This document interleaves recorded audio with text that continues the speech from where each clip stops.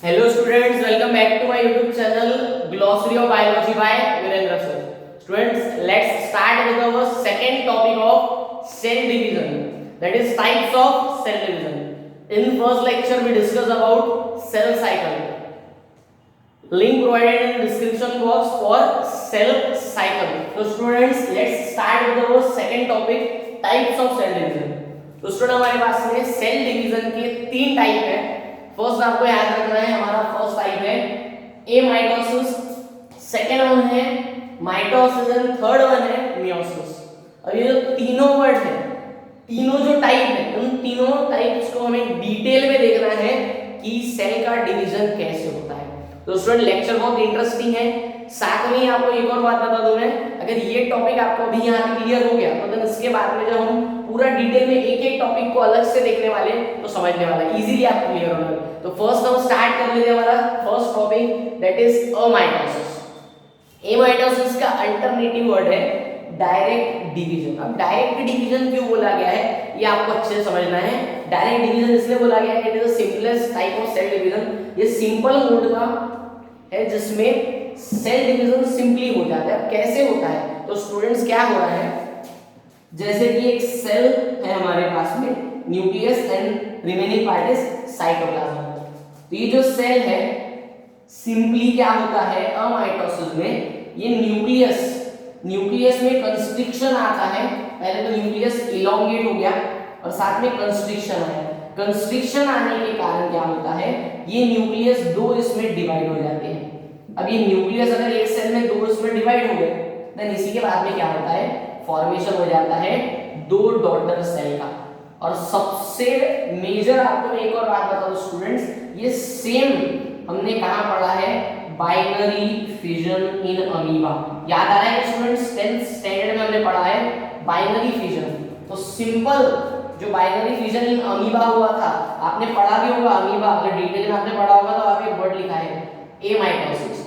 Amitosis में क्या होता है, जो हमारा न्यूक्लियस है वो इलोंगेट होकर कंस्ट्रिक्ट होता है. देन पहले तो न्यूक्लियस का डिवीजन होता है, देन साइटोप्लाज्म का. तो ये हमारा फर्स्ट टाइप है इसमें amitosis. It is also known as direct division. Direct division आपको वर्ड समझ गया होगा क्यों बोलेंगे. देन इसके बाद में और ये कहां पे होता है, अमाइटोसिस ह्यूमन बॉडी में होता है क्या, बिल्कुल होता है. हमारे जो ओल्ड सेल है, जैसे कि कहीं पे भी हमारे पास में अगर कोई भी ओल्ड सेल है, वर्न आउट सेल्स है, तो ओल्ड सेल में भी डायरेक्टली डिवीजन हो जाता है जिससे एक से दो बन जाते हैं. देन इसी के बाद में स्टूडेंट अगर हम बात कर रहे हैं और अमाइटोसिस कहां पे होता है, तो अमीबा वाला एग्जांपल आप फिट करके रखेंगे जिसमें बाइनरी फिजन इन अमीबा आपने टॉपिक पढ़ा है, जिसमें क्या होता है एमाइटोसिस की प्रोसेस. देन इसी के बाद में सेकंड है हमारे पास में माइटोसिस. अब माइटोसिस का मीनिंग आप अच्छे से क्लियर कर लो. माइटोसिस मींस क्या है, इनडायरेक्ट डिवीजन. अब ये क्यों बोला गया इनडायरेक्ट, होते दो ही है. जैसे यहाँ पे एक से कितने हुए थे, दो हुए थे, तो ये तो डायरेक्ट डिवीजन है ना. लेकिन मियोसिस और माइटोसिस, तो फर्स्ट माइटोसिस की बात करो तो माइटोसिस में क्या होता है स्टूडेंट, ये जो एक सेल है, ये एक सेल से इसमें भी दो ही बनते हैं, एक से इसमें भी दो ही बनते हैं. लेकिन क्या होता है, इसमें बहुत सारी प्रोसेसिंग होती है और वो प्रोसेसिंग के लिए इन्वॉल्व होता है एम फेज. एम फेज मतलब क्या, जिसमें हमने देखा था एम फेज में दो प्रोसेस आती थी. एक आता था कैरियोकाइनेसिस, एक आता है साइटोकाइनेसिस. तो जिसमें इतना डिटेल में देन कैरियोकाइनेसिस की भी प्रोसेस है, तो डायरेक्टली ना होके ये इनडायरेक्टली होती है, इसलिए बोला जाता है इसको इनडायरेक्ट डिवीजन. देन आप याद रखेंगे माइटोसिस में हमेशा एक से कितने बनते हैं, दो सेल. एक से कितने, दो. और दोनों के दोनों, ये जो दोनों न्यू सेल बॉर्न होते हैं, दोनों के दोनों कैसे रहते हैं, identical. Formation of two daughter cell from parents, formation of two identical daughter cell from parent is known as mitosis.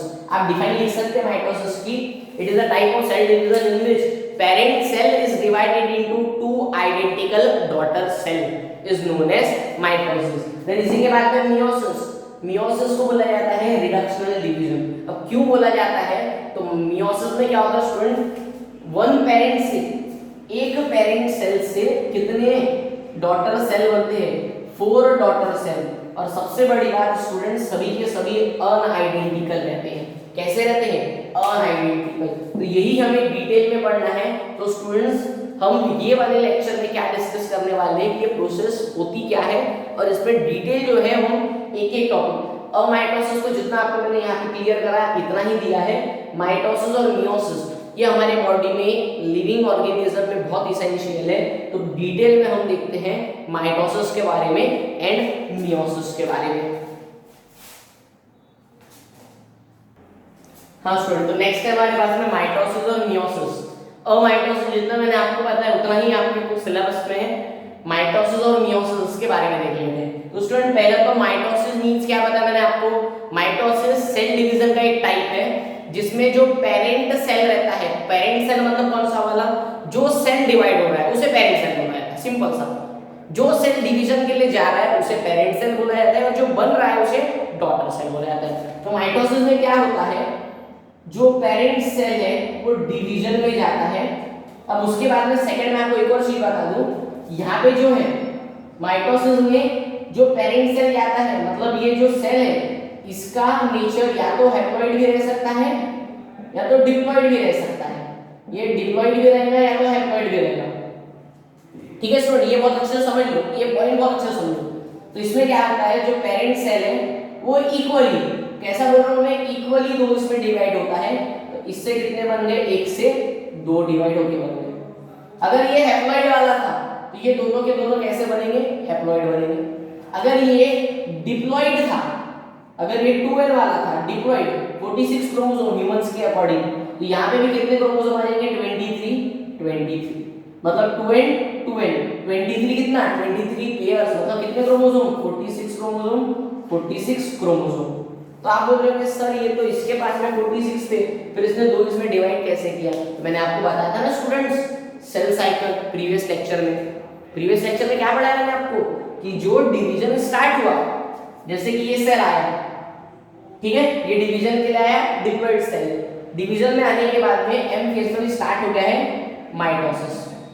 Mitosis के कितने टाइप रहते हैं, 2 टाइप, पहला कैरियोकाइनेसिस, दूसरा साइटोकाइनेसिस। कैरियोकाइनेसिस में 4 प्रोसेस रहते हैं स्टूडेंट्स। कैरियोकाइनेसिस मतलब क्या, the process in which division of nucleus is known as karyokinesis and division of cytoplasm is known as cytokinesis. तो इसी के बाद में डिवीजन जो होता है न्यूक्लियस का, ये 4 वे में होता है। किसमें, 4 वे में। पीमेट मतलब क्या, प्रोफेज 1, मेटाफेज 1, एनाफेज 1, टेलोफेज 1। तो प्रोफेज, मेटाफेज, एनाफेज, टेलोफेज, तो 4 फेज। देन ये पूरा प्रोसेस हो गया। 1 से कितने बन गए हैं, 2। अब ये 2 जब बने स्टूडेंट्स, तो ये जो सेल है यहाँ पे क्या होता था हमारा, G1 phase which is known as first gap phase. तो यहाँ पे क्या होता है, मेम्ब्रेन्स बनती है, आरएनए बनता है, प्रोटीन। देन इसी के बाद में सेकंड, यहाँ पे क्या होता है, डीएनए का रेप्लिकेशन मतलब क्या, एग्जैक्ट कॉपी बनना। तो एक अगर डीएनए था हमारे पास में, मतलब 46 क्रोमोसोम्स के लिए, तो दूसरा डीएनए कैसा हो गया, कॉपी, वो भी एग्जैक्टली। तो यहाँ पे एस फेज में, सिंथेसिस फेज में क्या हुआ, अमाउंट ऑफ न्यूक्लियस, और साथ में यहाँ पे याद रखेंगे अमाउंट ऑफ डीएनए मेंटेन, और साथ में यहाँ पे न्यूक्लियस का साइज इंक्रीज होता था, फिर से प्रोटीन, फिर से आरएनए बनते थे। तो ये पूरी प्रोसेस थी। तो जिस भी स्टूडेंट ने ये लेक्चर नहीं देखा, सेल साइकिल वाला डिस्क्रिप्शन में लिंक दिए, आप वो रेफर करो।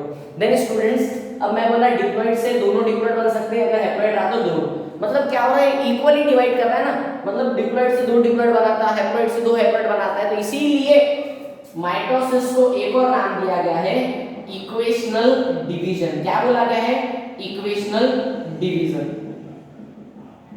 देन इसी के बाद में हम स्टूडेंट हमारी बात कर लेते हैं किसमें, मियोसिस। तो मियोसिस में क्या होता है स्टूडेंट्स, मियोसिस का पहला रूल, मियोसिस में सिर्फ कौन से सेल स्टार्ट होते रहते हैं प्रोसेस, डिप्लॉइड।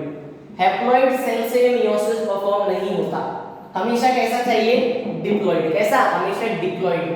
तो डिप्लॉइड से मतलब हमारे पास में अगर ये पेरेंट सेल है, तो ये पेरेंट सेल से क्या होता है स्टूडेंट्स, 1 से कितने टोटल 4 डॉटर सेल बनते हैं। कितने, 4 डॉटर सेल। और सबसे बड़ा मेजर पॉइंट आप याद रखेंगे, यहाँ पे जो डिप्लॉइड होता है उससे जो 4 बने हैं, ये चारों के चारों स्टूडेंट्स कैसे बनते हैं, हैप्लॉइड। मतलब यहाँ पे अगर 46 क्रोमोसोम है ह्यूमंस के पास में, तो ये जो 4 डॉटर सेल बने तो सभी के पास में कितने क्रोमोसोम है? 23, 23, 23 एंड 23। ये आपको याद रखना है। तो फॉर्मेशन ऑफ ये कौन सा सेल हो गया? पेरेंट। पेरेंट से क्या बन गए? 4 daughter cell. The process in which parent cell is divided into 4 unidentical, कैसे? अनआइडेंटिकल, ये चारों के चारों एक दूसरे से अलग रहते हैं कैरेक्टरिस्टिक्स में। तो 4 unidentical daughter cell is known as meiosis. साथ में आप देख सकते हैं डिप्लॉइड का कन्वर्जन किसमें हुआ? हैप्लॉइड में। इसीलिए इसका दूसरा नाम क्या है स्टूडेंट्स? Reductional division. इसीलिए इसे बोला जाता है रिडक्शनल डिवीजन। एग्जैक्टली किसे बोला जाता है? जिसमें डिप्लॉइड से हैप्लॉइड बनते हैं, मतलब रिड्यूस हो रहे कैरेक्टर, तो रिडक्शनल डिवीजन। देन इसी के बाद में आप बोलोगे सर ये हमें पूरा क्लियर हो गया, माइटोसिस में 1 से 2 बनते हैं, मियोसिस में 1 से 4। कब बनते हैं, क्यों बनते हैं, ये आपका क्वेश्चन होगा। तो स्टूडेंट आप अभी याद करो, सिर्फ मैं एक ही केस बता रहा हूँ, एक ही केस में आपको दोनों समझा देता हूँ, बहुत अच्छे से समझा देता हूँ। स्टूडेंट क्या हुआ, एक जाइगोट बना। क्या बना? जाइगोट। फर्टिलाइजेशन की प्रोसेस हुई, एक मेल और एक फीमेल। मेल और फीमेल गैमेट से दोनों के बीच में मेल पेरेंट और फीमेल पेरेंट दोनों का क्रॉस हुआ और एक नया जाइगोट बना। और ये जो जाइगोट बनता है ये कैसा बनता है? डिप्लॉइड। कैसा बनता है? Diploid zygote. अब ये बन गया डिप्लॉइड जाइगोट। अब ये जो बेबी है, मतलब अभी क्या हो गया? फर्टिलाइजेशन हो गया और कंफर्म हो गया कि अभी इन दोनों का फ्यूजन हुआ है, प्रेगनेंसी हुई है। तो फर्स्ट डे, फर्टिलाइजेशन के फर्स्ट डे ये एक सेल रहता है। देन धीरे धीरे स्टूडेंट्स, धीरे धीरे 24 आवर्स के बाद, 24 घंटे के बाद ये एक सेल 2 इसमें ब्रेक होता है। आप बोलेंगे सर कैसे? अरे मैंने बताया ना आपको, क्या बताया था मैंने कि एक सेल को, एक से जो 2 बनते हैं, ये पूरा ग्रोथ करने तक के इसके लिए कितना टाइम लगता है? 24 आवर्स।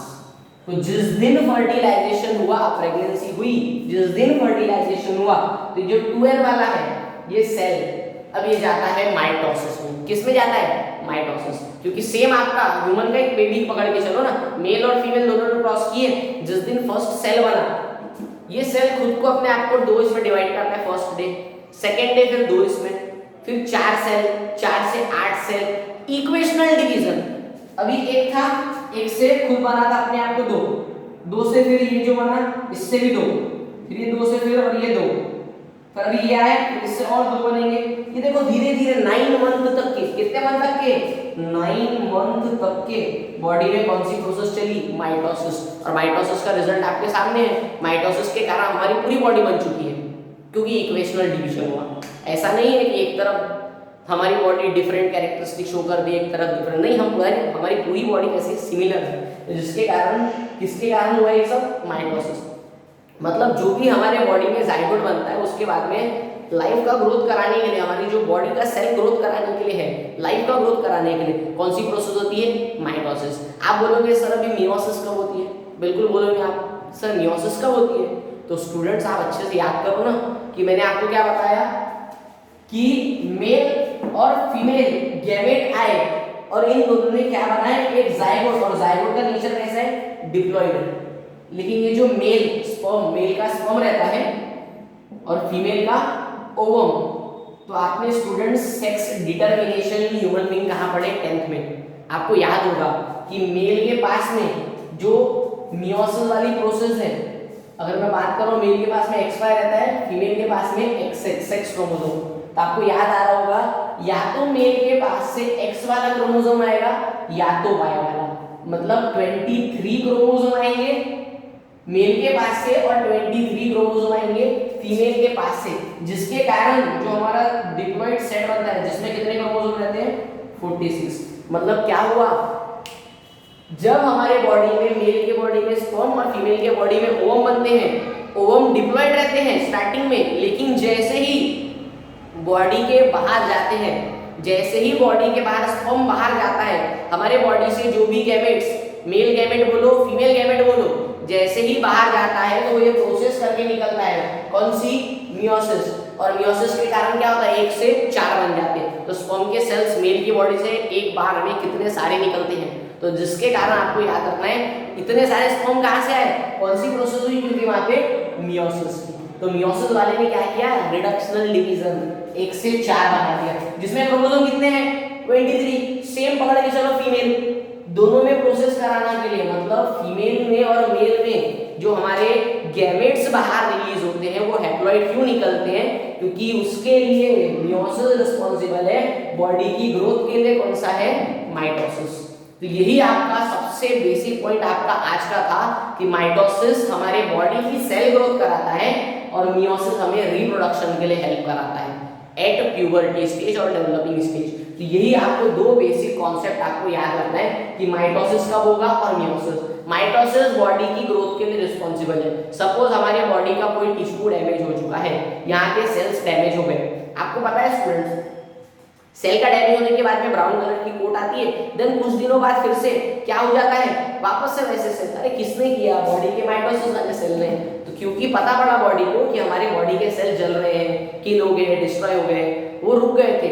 रुक गए वाले स्टेज को भी मैंने आपको बताया क्या बोलते हैं, क्विंसेंट स्टेज, G0 फेज, वो सेल रुक जाते हैं। लेकिन ओकेशनली कभी कभार अगर ये जो सेल है फिर से अगर क्या करेंगे, डिवीजन करेंगे, तो ये जो सेल है कौन सी प्रोसेस कर पाते हैं, माइटोसिस की।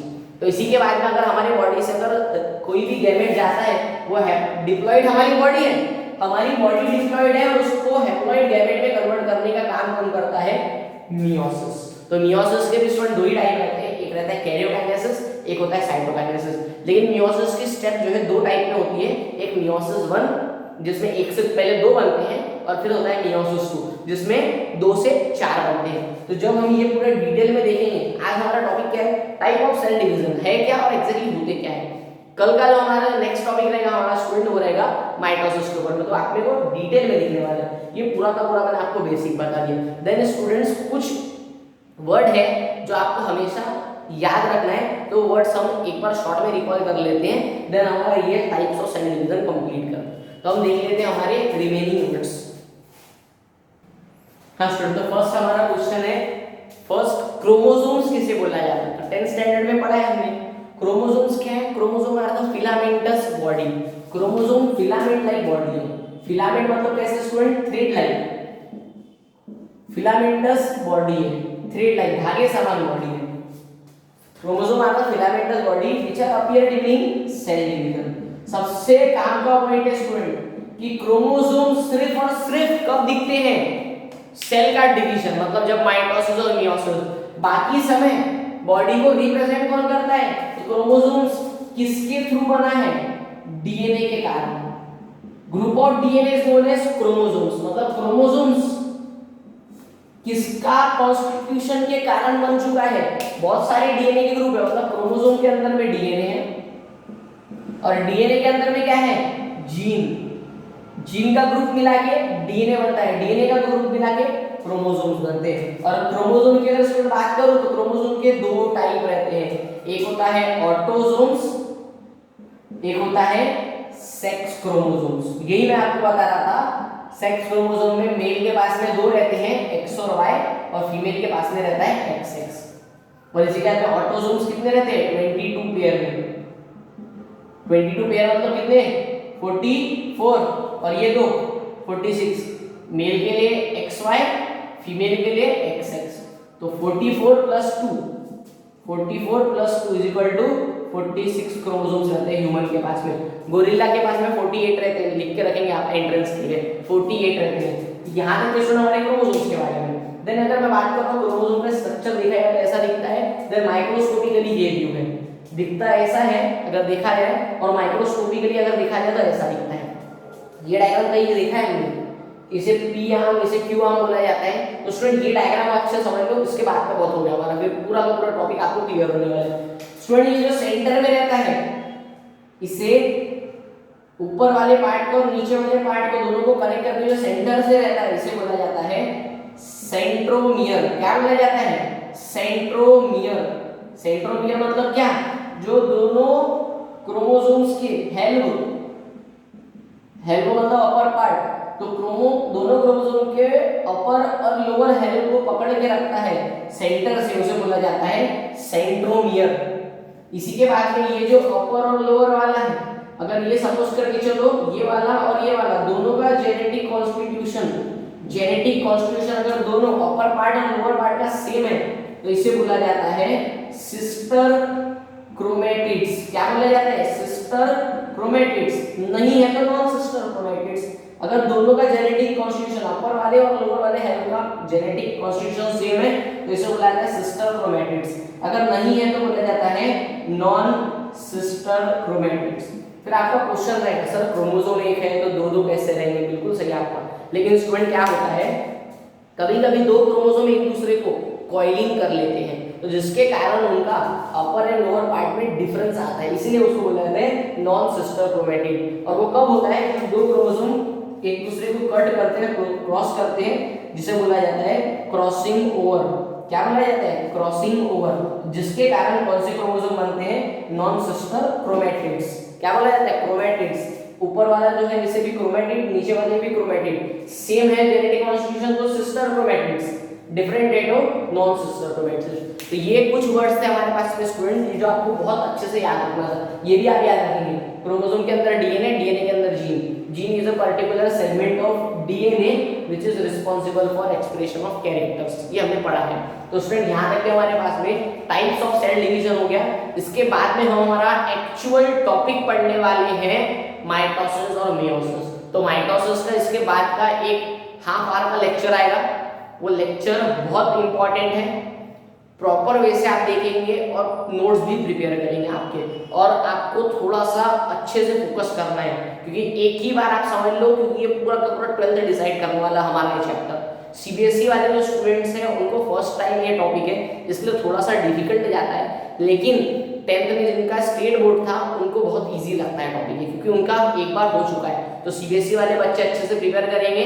मिलते हैं नेक्स्ट लेक्चर में। कोई भी अगर डाउट है तो इंस्टाग्राम पे मेरा पेज है वीरेंद्र सर 99 बायोलॉजी, वहां पे आप अपने डाउट्स क्लियर कर सकते हैं। तो मिलते हैं नेक्स्ट लेक्चर में।